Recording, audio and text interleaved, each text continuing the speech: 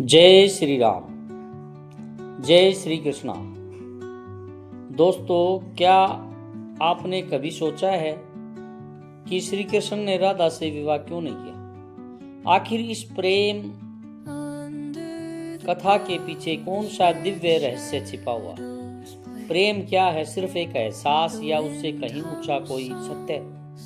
जब यह प्रेम स्वयं भगवान श्री कृष्ण का हो तब उसका स्वरूप कैसा होता है? आज हम आपको ले चलेंगे राधा कृष्ण के दिव्य प्रेम की उस अद्भुत यात्रा पर, जहां प्रेम आंसुओं में भी मुस्कुराता है और मुस्कान में भी वेदना छिपी होती है। यह कथा केवल एक प्रेम कहानी नहीं, बल्कि प्रेम से भी महान, विवाह से भी पवित्र एक दिव्य बंधन की कथा है। प्यारे भक्तों, आज हम श्री राधा और श्री कृष्ण की उस लीला का रहस्य सुनेंगे जिसे जानकर आपका हृदय भक्ति रस में डूब जाएगा। लेकिन आपसे एक विनम्र प्रार्थना है कि इस कथा को अधूरा न छोड़े और राधा कृष्ण के अलौकिक प्रेम के साक्षी बनकर इसे अंत तक अवश्य सुनिए। साथ ही कमेंट में जय श्री राधे कृष्ण अवश्य लिखिए। तो आइए बिना किसी देर के आरंभ करते हैं इस दिव्य प्रेम की रहस्य कथा, जो गौलोक से प्रारंभ होकर वृंदावन तक चलती है। दोस्तों, क्या आप जानते हैं कि प्रेम क्या है? कहा जाता है कि प्रेम एक भावना है, एक अदृश्य एहसास है, परंतु जब यह प्रेम स्वयं भगवान को हो तब इसका स्वरूप कैसा होता है? यह प्रश्न मन में गहराई से उतरता है। आज हम उस अमर कथा में प्रवेश करेंगे जिसे सुनकर कभी आपके नेत्र नम हो उठेंगे, कभी हृदय खिल उठेगा और अंत में आप गहरी सांस लेकर सोच में डूब जाएंगे। यह कथा केवल प्रेम की ही नहीं, बल्कि प्रेम से भी महान, विवाह से भी पवित्र बंधन की कथा है। यह कथा है राधा और कृष्ण की। शास्त्रों में वर्णित है कि सृष्टि से पहले जब केवल परब्रह्म का ही अस्तित्व था, तब गोलोक धाम में राधा और कृष्ण साथ निवास करते थे। वहीं श्री कृष्ण की एक और पत्नी थी विजा, और तीनों में अपार प्रेम, आदर और सम्मान था। एक दिन श्री कृष्ण विजा के साथ गोलोक के मनमोहकों में भ्रमण कर रहे थे। तभी वहां राधा का आगमन हुआ। प्रीतम को किसी और के साथ देख राधा का हृदय जलन और क्रोध से भर गया। इसी क्षण श्री कृष्ण का प्रेम मित्र सुदामा वहां आ पहुंचा और राधा को समझाने लगा कि प्रेम में ईर्ष्या का कोई स्थान नहीं होता। परंतु राधा का क्रोध शांत न हुआ और उन्होंने सुदामा का अपमान कर दिया। यह देखकर दुखी होकर सुदामा ने राधा को श्राप दिया कि उन्हें अपने प्रीतम से 100 वर्षों का विरह सहना पड़ेगा। वे दोनों पृथ्वी पर जन्म लेंगे और वहां उनका मिलन विवाह के रूप में नहीं हो सकेगा। यह श्राप सुनकर गोलोक में मौन छा गया। राधा के नेत्रों से अश्रुधारा बह निकली और श्री कृष्ण का हृदय भी व्याकुल हो उठा, परंतु श्राप को स्वीकार करना ही पड़ा। समय का चक्र घूमा और मथुरा में देवकी के गर्भ से श्री कृष्ण प्रकट हुए। वहीं बरसाना में वृषभानु और कीर्ति के घर राधा ने जन्म लिया। दो अलग स्थानों पर जन्म लेकर भी दोनों के हृदय में एक दूसरे की अधूरी तलाश रहती। जब कृष्ण को नंद यशोदा गोकुल लाए तो उनके मन में अजीब सी व्याकुलता देखने को मिली, जैसे कोई अपना बिछुड़ गया हो। उसी प्रकार राधा भी यमुना किनारे जल भरते या गाय चराते समय मीठी बांसुरी की गूंज सुनती और विचलित हो जाती। होली का पर्व आया। गोकुल और बरसाना के बीच होली खेलने की परंपरा थी। कृष्ण सखाओं संग बरसाना पहुंचे और राधा सखियों संग उपस्थित हुई। जैसे ही राधा पर कृष्ण की दृष्टि पड़ी, समय थम गया। दोनों के नेत्रों में पहचान के आंसू छलक उठे, मानो अनंत काल से बिछड़ा कोई अपना मिल गया हो। परंतु साथ ही उनके मन में सुदामा के श्राप की पीड़ा भी जाग उठी। वृंदावन वह भूमि बनी जहां प्रेम अपने चरम रूप में प्रकट हुआ, जहां कृष्ण की बांसुरी की तान सुनकर न केवल गोपियां बल्कि पशु पक्षी, वृक्ष लताएं, नदी और पर्वत भी मोहित हो जाते थे। रात्रि में चांदनी के नीचे यमुना का जल रजत सा चमकता और कृष्ण की बांसुरी की धुन पर राधा चुपके चुपके वृंदावन पहुंच जाती, जहां आत्मा परमात्मा से मिलती है। जब राधा कृष्ण एक दूसरे की आंखों में देखते तो लगता पूरा ब्रह्मांड वहीं समा गया। जब वे हंसते तो पुष्प भी मुस्कुरा हो उठते और जब प्रेम से वार्तालाप करते तो मानो हवाएं भी थम जाती। परंतु प्रत्येक रास के अंत में राधा को रोकना पड़ता और विरह की वेदना और गहरी हो जाती। वृंदावन में सबको उनके प्रेम का ज्ञान हो चुका था। गोप, गोपियां, नंद, यशोदा, वृषभानु, कीर्ति सभी अवगत थे।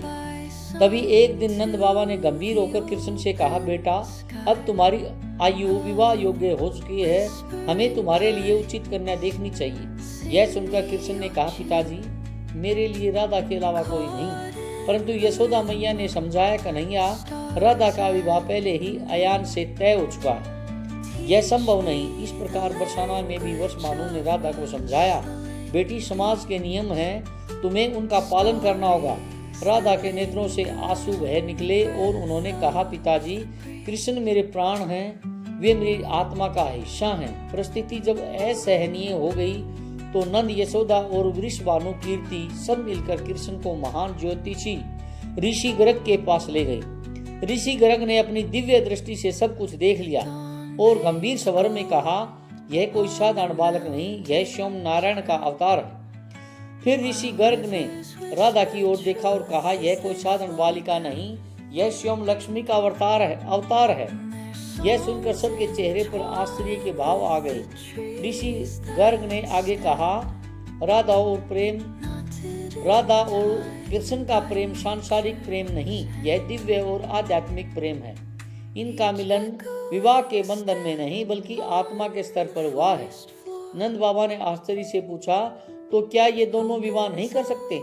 ऋषि गर्ग ने सिर झुकाकर उत्तर दिया, नहीं, इन्हें गौलोक में हुए एक श्राप का फल भुगतना है।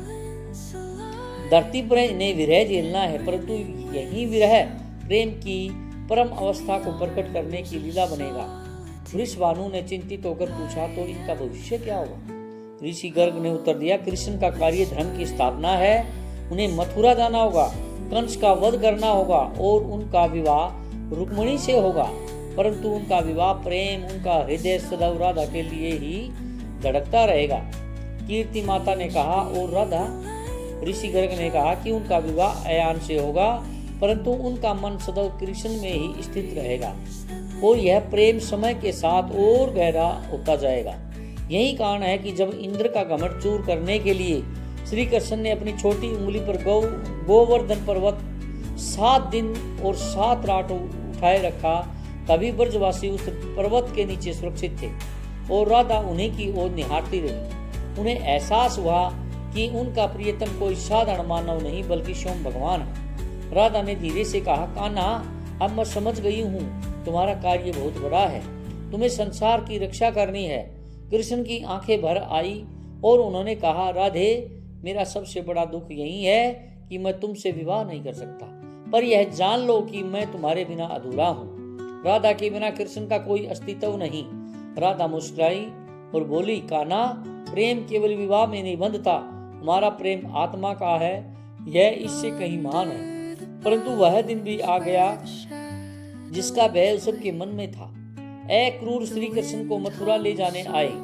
सारे ब्रजवासी रो रहे थे। नंद और यशोदा की आंखें आंसुओं से भरी हुई थी, पर सबसे अधिक पीड़ा राधा को हो रही थी। कृष्ण ने राधा से अकेले मिलने की इच्छा जताई और यमुना किनारे उसी स्थान पर पहुंचे जहां वे पहली बार मिले थे। वहां खड़े होकर कृष्ण ने राधा से कहा, राधे मैं जा रहा हूँ, पता नहीं कब लौट पाऊंगा। राधा ने उनके हाथ अपने हाथों में लेकर कहा, कहना जाना तो तुम्हारा धर्म है, पर एक वादा करो, तुम मुझे कभी नहीं भूलोगी। कृष्ण ने भर्राए स्वर में कहा, राधे भला मैं तुम्हें कैसे भूल सकता? तुम मेरी सांसों में बसी हो, मेरी धड़कनों में हो। जब भी मैं बांसुरी बजाऊंगा उसमें तुम्हारा इनाम होगा। राधा के नेत्रों से अश्रुधारा बह रही थी और उन्होंने कहा, कहना मैं भी जन जन तक तुम्हारा इंतजार करूंगी। कृष्ण के उनके माथे पर प्रेम से चुम्बन लिया और कहा, राधे यह विदाई केवल शरीर की है, आत्मा तो सदा रहेगी। रथ आ गया। क्रूर प्रतीक्षा कर रहे थे। कृष्ण रथ पर बैठे, पीछे मुड़कर राधा को देखा, वह वहीं खड़ी हाथ हिला रही थी और रथ धीरे धीरे ब्रजभूमि से दूर होता चला गया। कृष्ण के नेत्र भीग गए क्योंकि वे जानते थे कि यह अंतिम विदाई है। मथुरा पहुंचकर कृष्ण ने कंस का वध किया, उग्रसेन को गद्दी पर बैठाया, परंतु उनका हृदय सदैव राधा की याद में डूबा रहा। रात में जब अकेले होते तो बांसुरी बजाते और मन ही मन पुकारते, राधे कहाँ हो तुम, क्या तुम भी मुझे याद करती हो। उधर बरसाना में राधा का विवाह अयान से हो चुका था, पर उनका मन कृष्ण में ही डूबा रहता। वे रात को आकाश की ओर देखकर कहती, कान्हा तुम कहाँ हो, क्या तुम भी मुझे याद करते हो, और आंसुओं में भीगती रही। इसी बीच कृष्ण के पास विदर्भ की राजकुमारी रुक्मिणी का पत्र आया, जिसमें लिखा था, हे कृष्ण, मैंने आपकी वीरता और करुणा के बारे में सुना है। मैं आपसे विवाह करना चाहती हूँ, पर मेरे भाई ने मेरा विवाह शिशुपाल से तय कर दिया है। कृपया मुझे बचाइए। पत्र पढ़ते ही कृष्ण को राधा की याद आई और उन्होंने मन ही मन कहा, राधे अगर तुम होती तो क्या कहती। तभी उनके अंतःकरण में राधा की आवाज गूंजी, कहना तुम्हारा धर्म है असहाय की रक्षा करना। रुक्मिणी भी मेरी तरह प्रेम चाहती है, उसकी सहायता करो। कृष्ण ने रुक्मिणी का हरण किया और उससे विवाह किया, परंतु विवाह के क्षणों में भी उनका मन राधा की यादों में डूबा रहा। रुक्मिणी समझदार थी, उन्होंने कृष्ण के हृदय में राधा के लिए प्रेम को महसूस किया और एक दिन बोली, स्वामी मैं जानती हूँ कि आपका हृदय किसी और के लिए धड़कता है, मैं आपके प्रेम की प्रतिस्पर्धा नहीं करना चाहती। कृष्ण की आंखों से आंसू बह निकले और उन्होंने कहा, रुक्मिणी तुम महान हो, हाँ मेरा हृदय राधा के लिए ही धड़कता है, पर तुम मेरे लिए सम्मान और स्नेह की पात्र हो। काल क्रम में काल यवन के आक्रमण के कारण कृष्ण को मथुरा छोड़कर द्वारका जाना पड़ा, परंतु जहां भी वे रहे उनका हृदय सदैव राधा के साथ ही बंधा रहा। द्वारका पहुंचकर कृष्ण ने एक भव्य नगर बसाया, अनेक रानियां उनकी पत्नियां बनी। सत्यभामा, जामवंती और अन्य राजकुमारियां उनके जीवन में आईं, परंतु महलों की वैभवशाली दीवारों, अनगिनत सेवकों और असीम संपदा के बीच भी कृष्ण का हृदय सदैव राधा की स्मृतियों में ही डूबा रहता।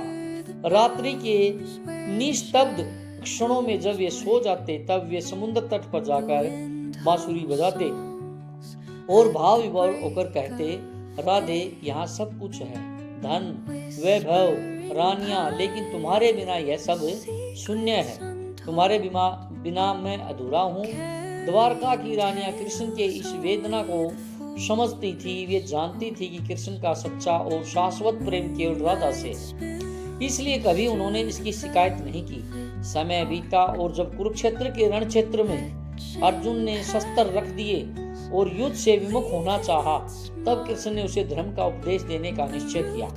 उस समय भी उनके मन में राधा की स्मृति थी। राधे तुमने ही कहा था कि मेरा कार्य धर्म की स्थापना है और आज वही क्षण उपस्थित है। तब उन्होंने गीता के रूप में सत्य का अमृत दिया। हे अर्जुन, कर्म करना तेरा अधिकार है, फल की चिंता मत कर। यही उनके अपने जीवन का सिद्धांत भी था। उन्होंने अपना कर्तव्य निभाया, भले ही उसके लिए उन्हें राधा से दूर रहना पड़ा।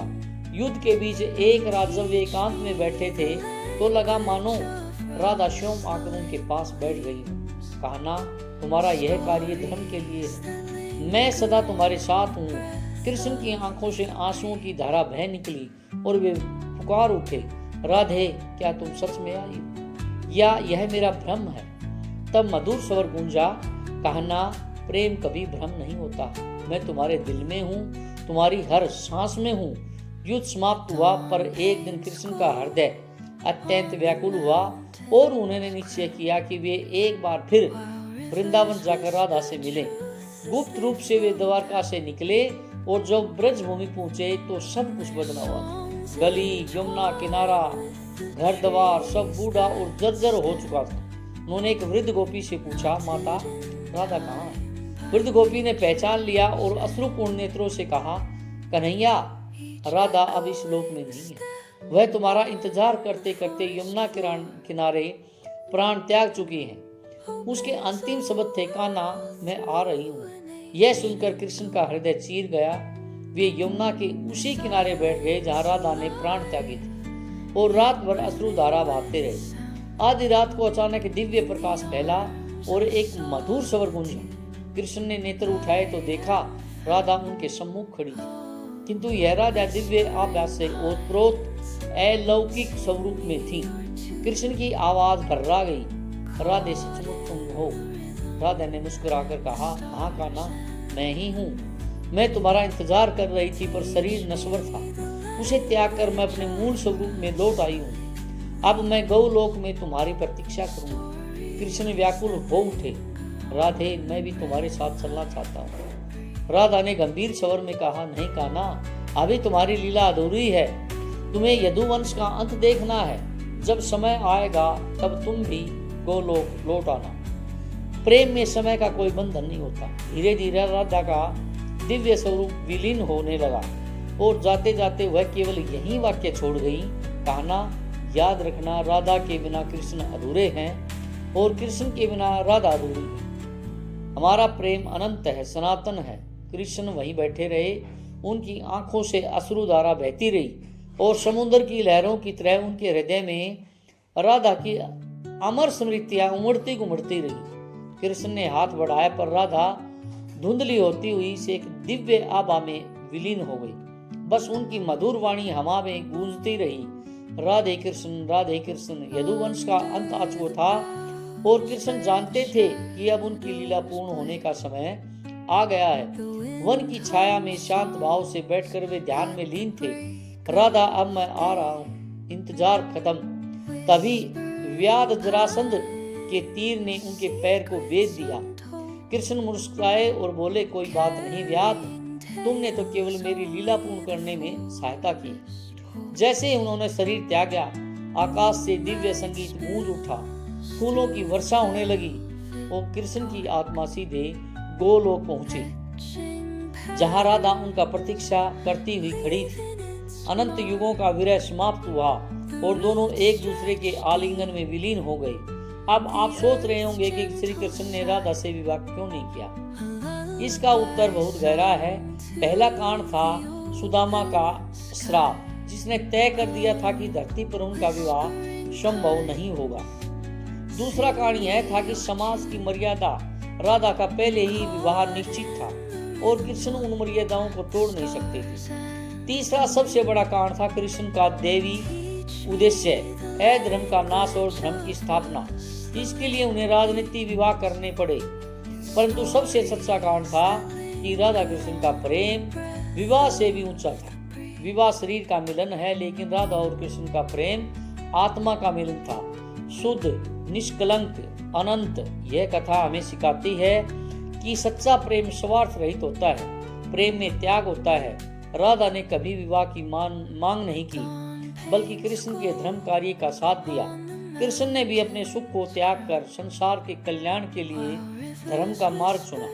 राधा का धैर्य और कृष्ण का समर्पण दोनों मिलकर प्रेम को एक दिव्य रूप देते हैं। यही कारण है कि आज जब भी हम उनका नाम लेते हैं तो राधा पहले आती हैं। राधे कृष्ण, यह केवल नाम नहीं बल्कि एक संदेश है कि प्रेम में सम्मान और त्याग सर्वोपरि होता है। तो प्यारे भक्तों, राधा कृष्ण की यह दिव्य कथा हमें याद दिलाती है कि प्रेम केवल सांसारिक नहीं बल्कि आत्मा का मिलन होता है। ये सब प्रेम अमर होता है, मृत्यु के बाद भी जीवित रहता है। प्रेम से बोलिए राधे कृष्ण, राधे कृष्ण। हमें आशा है कि यह कथा आपके जीवन में भक्ति और सकारात्मकता का प्रकाश लेकर आई होगी। ऐसे ही और भी रोचक और आध्यात्मिक वीडियो और कथा सुनने के लिए मेरे चैनल को प्लीज सब्सक्राइब करें। धन्यवाद। जय श्री राम।